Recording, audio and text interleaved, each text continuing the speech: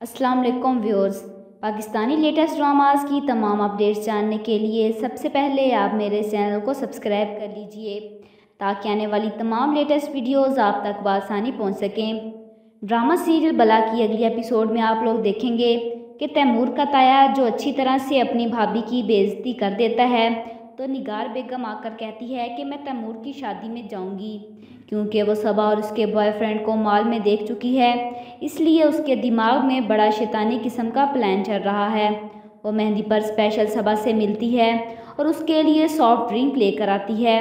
अब आप सोच रहे होंगे कि शायद इसमें जहर मिलाकर लाई होगी, लेकिन ऐसा कुछ नहीं होता। निगार उसे कहती है कि अगर मैं तुमसे कहूँ कि मुझे तैमूर पसंद है तो प्यार के बगैर इंसान नहीं रह सकता, और ऐसी फजूल बातें करके उसे तैमूर से शादी के खिलाफ करने की कोशिश करती है। निगार की बातें सुनकर बारात की सुबह सुबह कशमकश का शिकार हो जाती है और अपनी माँ की गोद में सर रख कर कहती है कि एक बार फिर सोच लें, बाद में पछतावा न रह जाए। लेकिन उसकी माँ उसे प्यार से समझाती है कि इस दुनिया में उससे अच्छी ससुराल वाले नहीं मिल सकते।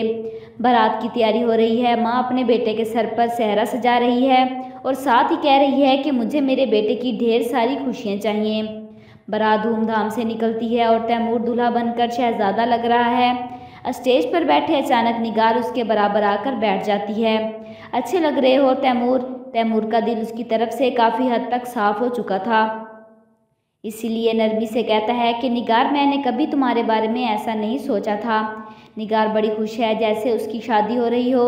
निकाह शुरू होता है और घर के अंदर दुल्हन बनी सबा के आंसू जारी हो जाते हैं। लेकिन अचानक निगार अपनी चच्ची को आकर बताती है कि बहुत बड़ी गड़बड़ हो गई है। सब अंदर को भागते हैं। कमरे में दुल्हन की सिर्फ कपड़े मौजूद हैं और साथ एक खत।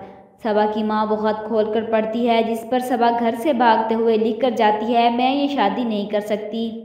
तैमूर के लिए ये एक अचानक झटका था।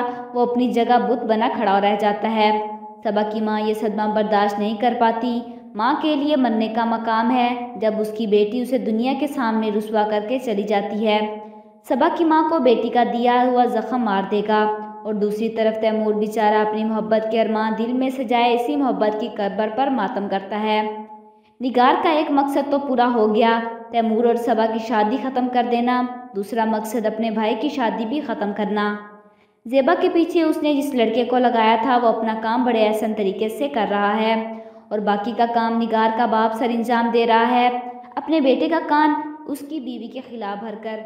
और दोनों बाप बेटी मिलकर ऐसी सिचुएशन बना देते हैं कि जुनेद अपने घर के बाहर खड़ा किसी गैर मर्द को अपने घर में दाखिल होते देखता है। वो भी फ़ौरन भागता हुआ उसके पीछे आता है। ज़ेबा जो बाथरूम से बाहर निकलती है, तैमूर की शादी में शरीक होने के लिए तैयार हो रही थी, किसी गैर मर्द को अपने बेड पर देखकर डर जाती है और उससे पूछती है कि कौन हो तुम। इस वक्त जुनेद कमरे में दाखिल होता है। वो लड़का तो जुनेद को ये कहकर निकल लेता है कि मैं तुम्हारी बीवी का आशिक हूँ। बाप चिल्लाता है, बदकिरदार है तेरी बीवी, इसको अभी तलाक दे दो। और जुनेद गुस्से में आकर ज़ेबा को तलाक दे देता है। क्या तैमूर इस तमाम वाक़े के बाद अपने आप को संभाल पाएगा और कोई बेहतर फैसला कर सकेगा या नहीं? और आपके ख्याल से क्या वो जुनेद के साथ अपनी बहन का रिश्ता करवा के खुद निगार के साथ शादी करने पर मजबूर हो जाएगा?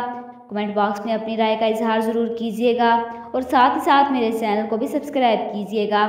Thanks for watching.